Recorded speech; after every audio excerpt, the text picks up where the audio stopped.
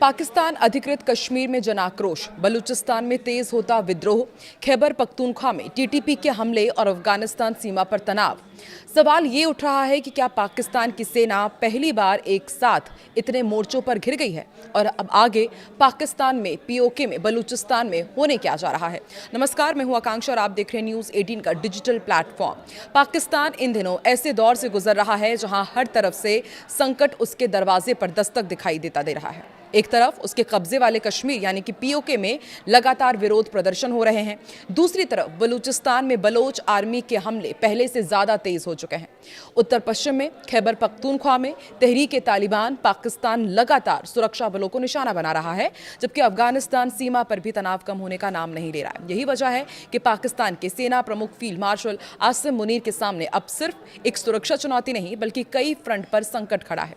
सबसे बड़ा सवाल यही है कि क्या पाकिस्तान की सेना एक साथ इतने फ्रंट संभाल पाएगी या फिर ये मुनीर के लिए किसी बड़े एंड गेम की शुरुआत साबित हो सकता है। पाकिस्तान के कब्जे वाले कश्मीर में पैदा हुआ संकट उसके लिए नई चुनौती बनता जा रहा है। हालिया विवाद की शुरुआत उस समय हुई जब पीओके की सुप्रीम कोर्ट ने विधानसभा में 12 आरक्षित शरणार्थी सीटों को बरकरार रखने का फैसला दिया। इसके बाद विरोध प्रदर्शन तेज हो गए। प्रदर्शनकारियों का कहना है कि ये सिर्फ संवैधानिक विवाद नहीं है बल्कि इसके पीछे सालों की नाराजगी भी है। महंगी बिजली, आटे की कमी, विकास और राजनीतिक अधिकारों को लेकर लोगों की नाराजगी लगातार बढ़ रही है। हालात को नियंत्रित करने के लिए पाकिस्तान प्रशासन ने जॉइंट एक्शन कमेटी के नेताओं को गिरफ्तार किया, संगठन पर प्रतिबंध लगाए, इंटरनेट सेवाएं बंद कर दी गई और 16,000 से ज्यादा सुरक्षा कर्मियों की तैनाती करनी पड़ी। और रिपोर्ट्स के मुताबिक झड़पों में 20 से ज्यादा लोगों की मौत की बात भी सामने आई, जबकि प्रदर्शनकारियों ने मुजफ्फराबाद की तरफ लंबे मार्च का ऐलान कर दिया। और एक्सपर्ट्स का भी कहना है कि पहले पीओके में प्रदर्शन खासतौर से बिजली, महंगाई और स्थानीय प्रशासन जैसे मुद्दों तक सीमित थे, लेकिन अब कुछ समूह पाकिस्तान से ज्यादा स्वतंत्रता की मांग भी उठाने लगे हैं। बलूचिस्तान में संकट क्यों बढ़ रहा है, ये भी आपको समझाते हैं। पाकिस्तान के बलूचिस्तान में कई अलग अलग मुद्दों को लेकर लगातार विरोध प्रदर्शन हो रहे हैं। सबसे बड़ा कारण पानी का गंभीर संकट, कथित जबरन गुमशुदगी और बढ़ती हिंसा है। कई इलाकों में लोग पानी की कमी और सरकारी लापरवाही के खिलाफ सड़कों पर उतरे हैं।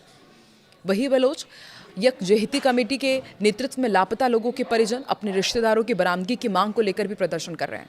इसके अलावा हालिया हथियारबंद समूहों के हमले में पुलिस और सुरक्षा बलों के जवानों की मौत के बाद उनके परिजन भी बेहतर सुरक्षा और न्याय की मांग करते हुए विरोध कर रहे हैं।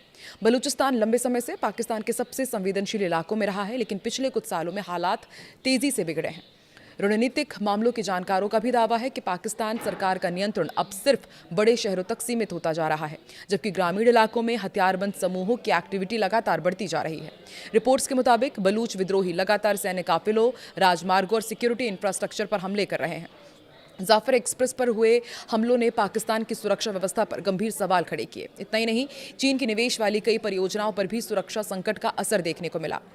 रेकोडिक जैसे बड़े माइनिंग प्रोजेक्ट को लेकर भी सुरक्षा चिंताएं सामने आई हैं। अगर पाकिस्तान में हालात ऐसे ही रहते हैं तो इससे पाकिस्तान की अर्थव्यवस्था भी कमजोर होगी।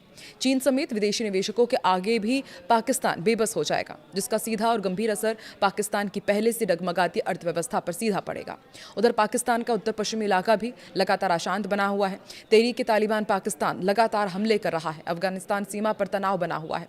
पाकिस्तान को एक तरफ बलूच विद्रोहियों से लड़ना पड़ रहा है तो दूसरी तरफ टीटीपी भी सेना के लिए बड़ी चुनौती बना हुआ है। यानी सेना को पश्चिम और दक्षिण पश्चिम दोनों ही तरफ से लगातार संसाधन लगाने पड़ रहे हैं। वहीं खैबर पख्तूनख्वा क्षेत्र के अलावा पाकिस्तान सीमा भी पाकिस्तान के लिए लगातार बड़ी सुरक्षा चुनौती बनी हुई है।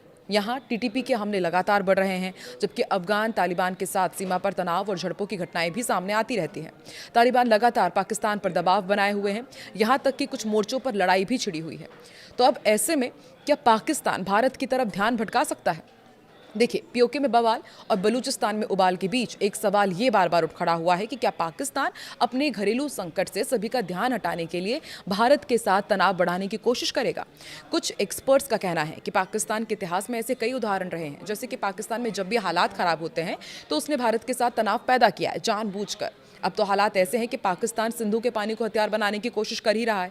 अब देखने वाली बात यह होगी कि पाकिस्तान और उसका आर्मी चीफ आसिम मुनीर आने वाले समय में क्या कदम उठाता है। पाकिस्तान के कब्जे वाले जम्मू कश्मीर यानी कि POJK में जारी आंदोलन के बीच एक बड़ा विवाद सामने आया। जॉइंट अवामी एक्शन कमेटी ने 15 जुलाई को दावा किया था कि पाकिस्तान के फील्ड मार्शल असीम मुनीर ने ओवरसीज पाकिस्तानी फाउंडेशन के चेयरमैन सैयद कमर रजा को अपना विशेष प्रतिनिधि बनाकर बातचीत के लिए भेजा था। कमेटी ने उनके आश्वासन के बाद मुजफ्फराबाद की ओर प्रस्तावित लॉन्ग मार्च रोकने का ऐलान किया था, जबकि धरने जारी रखने की बात कही थी। इसी बीच POJK के कानून मंत्री अकील मलिक ने एक टीवी इंटरव्यू में यह कह दिया कि अवामी एक्शन कमेटी के साथ सरकार की कोई बातचीत ही नहीं चल रही है और असीम मुनीर ने भी किसी को वार्ता के लिए नहीं भेजा है। इससे आंदोलनकारियों के बीच नाराजगी और भ्रम की स्थिति और बढ़ गई।